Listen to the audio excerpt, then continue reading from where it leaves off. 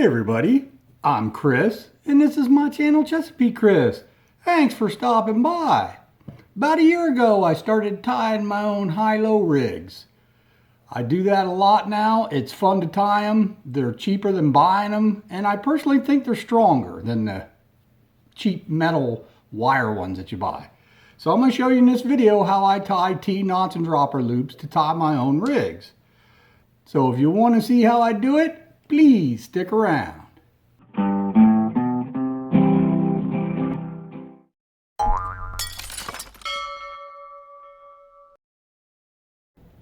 I use high-low rigs a lot when I'm fishing. I use them at the Outer Banks when I'm surf fishing to catch bait fish. I use them here in Maryland if I'm catfishing. That way I can have two baits out there. Well, I started tying my own rigs about a year ago instead of buying those cheap wire ones.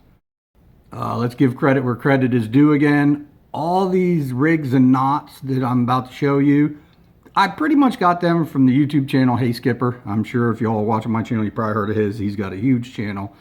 He probably has the best videos for tying knots and rigs and T-knots and dropper loops. So let me show you how I do these. Okay, to take your fishing line, I'm using this pretty heavy duty high-vis green. Hopefully it'll show up. Take your fishing line, double it back, get yourself about 10 inches of loop out there. And then I'm going to do a T-drop first. And I just do 2 of these when I want a high-low rig. So what you do is you curl your line around like that, make a loop in it. You make your loop, you got your 10 inches of loop out here, then you start to pass this 10-inch loop through that loop you made there.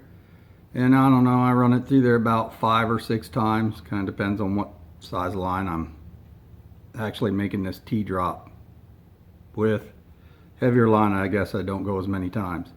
But anyways, you go through this loop. We're going to go through there about 6 times. Like so. Then you hold on to these 2 lines in the loop, wet your knot, and then you start to slowly tighten this down. You go good and slow so it tightens down really nice.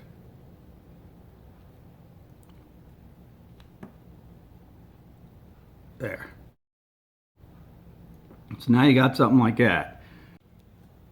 So after you get that knot in there like that, then you want to take and you want to loop your fishing line around like this.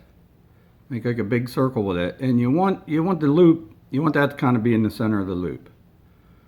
So you loop it around like that, and then what you're going to do is you're going to twist these 2 lines together. Once again, about 5 or 6 times. Like that. And you start to twist these guys. There's 1.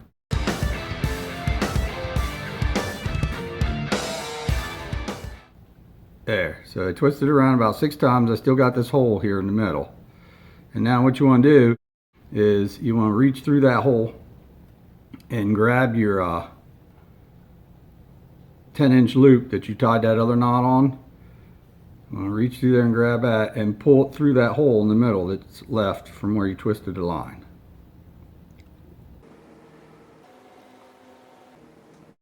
Pull through, pull all the way through so the knot comes through. And make sure you hold on to these other ends so that nothing comes untwisted. And now you're going to start to pull these guys, and that is going to start to tighten up.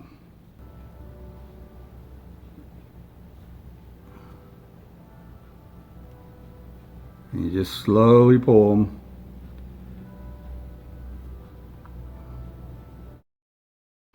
I'm going to say try not to let anything get too terribly twisted. Try and do it nice and even. I'm not getting it real even because I didn't quite leave enough line to do this. But anyways. Then when I get down to about here, now I'm going to wet that knot again.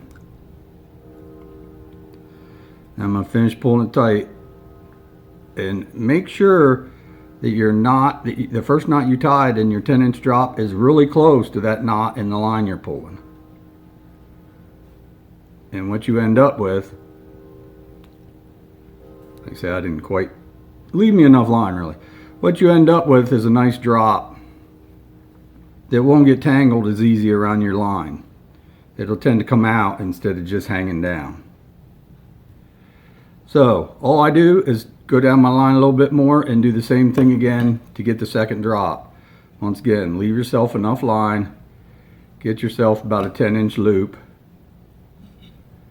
You start by curling this guy around, making another loop, and like I say, stick this guy through there about 6 times. And you just do it all over again. And when you're doing this first knot, the more times you go around that ring, the longer that part will be coming out. When you go around a whole lot of times, it gets really difficult to get the knot to tighten down good. So the max I usually go is about 8. I think I went 7 on that one. And we're going to tighten this guy down, and I'm going to wet it, and I'm going to show you what it looks like when I'm done. Like I say, try not to let everything get all crossed and tangled.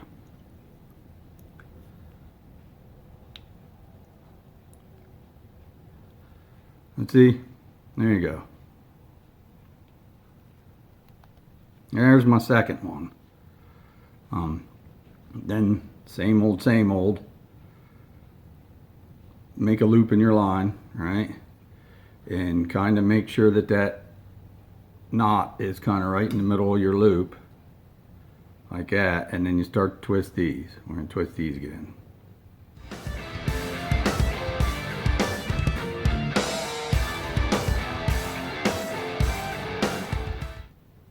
Now that time I twisted them about 8 times. So it's going to make a longer T, but it's going to be a little bit more difficult to tighten it down. The more times you twist, the harder it is to keep it nice. So you're going to stick that 10-inch loop that you made the first knot on through there. Keep it good and close. And then once again, try to keep everything from getting all twisted and tangled, and just very carefully start to cinch it down. See, when you get these extra loops there, you want to kind of pull them back out real quick. Keep tightening, keep that knot close.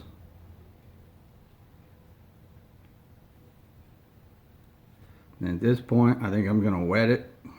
It'll also help it keep from getting so twisted and tangled. It'll help it slide easier.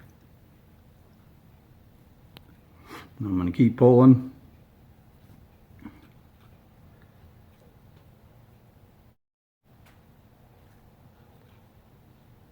Like I say, make sure you keep that first knot really close to these so it doesn't sag down. And there you go. Now that one, see, I wrap more times. That's a nicer looking T knot. Right? So there. Now I have 2 drops on this. Now at this point, I'm going to put a loop on one so I can hook it onto my swivel. So once again, we're going to do the quick surgeon's figure 8. I've done it on past videos. Just curl your line back, make a little loop like that, twist it half a turn, and then stick that other loop through the loop you just twisted and pull tight. And that's the surgeon's figure 8. That's a really good strong knot. Clip off your little end here. Okay, so that does that. On the other end, I'm going to put a Palomar knot so I can tie a swivel on and hang my weight off of it. So once again, double it back on itself, and then you got to get this loop through this swivel. And with my eyesight, this is what's hard for me to do. Okay, there. Now you're going to tie half of a standard knot, come around, come back through, and then you're just going to drop this swivel through that loop right there and tighten it down. Now when you tighten it down, make sure everything stays up here by the eyelet. Make sure this loop right here that I got on my finger doesn't get caught down on your swivel. Like, put your thumb and finger there. That'll keep it from sliding back down on the swivel. It'll all stay up there by the eyelet where it should be. And we tie that guy tight, and then we cut off our tag end. So now there's a rig fully ready to go. It's got 2 droppers with T-knots. It's got a swivel on one end and a loop on the other. Now let me show you how I put my circle hooks on these. Okay, I'm kind of making this rig for catfish. So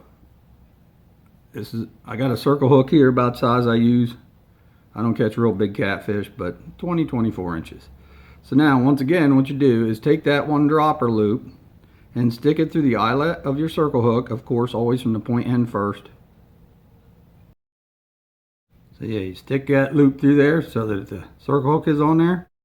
And then you can just pass the hook through there and pull it tight. But I like to take a couple more wraps on it. Like, there we go. Take an extra wrap or two and then pull it tight. That way it won't slide as much. See? And that's how I put my circle hooks on my drops then. Now these T-knots are strong enough that, let's say you have pretty big line and you have a small eyelet on your circle hook so that you cannot get this loop through the eyelet. You can actually cut one of these and then tie a snell knot. You can actually cut that guy like that, and that will not pull out of that knot, guaranteed. And then you just have a regular line like this, and you can tie a normal snell knot. You know, kind I do. I come around through the eyelet once from the point end, and I come around again.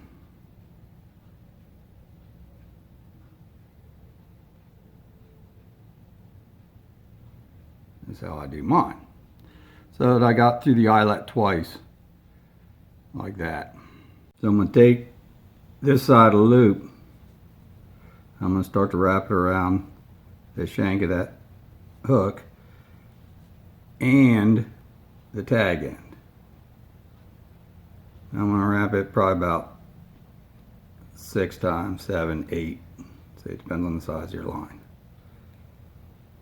Once you get it wrapped around there, you hold that tight with your fingers, and then you grab this tag end and you just start to pull through.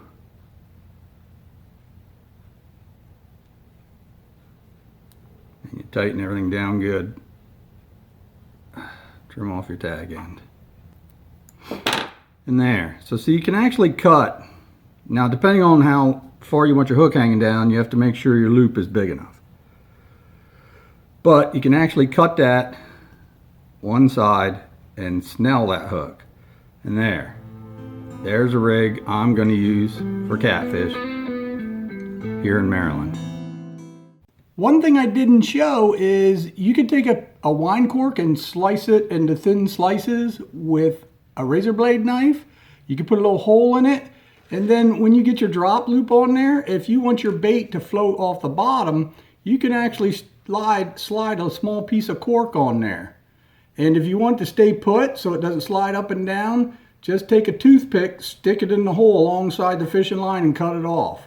And now it'll stay where it's at, and it'll make sure that your bait floats up off the bottom so it doesn't get down on the bottom.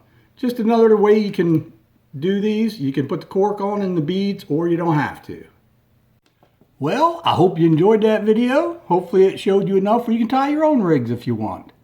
If you did, please give me a thumbs up, share the video. If you really like my content, like I say, I'd really appreciate it if you'd hit the subscribe button, and of course, if you hit the notification bell, you'll get notified when I put new content out. I want to thank everybody out there that supports me, watches my videos, and distributes them on social media. So thanks again for watching, and I'll see you on the next video.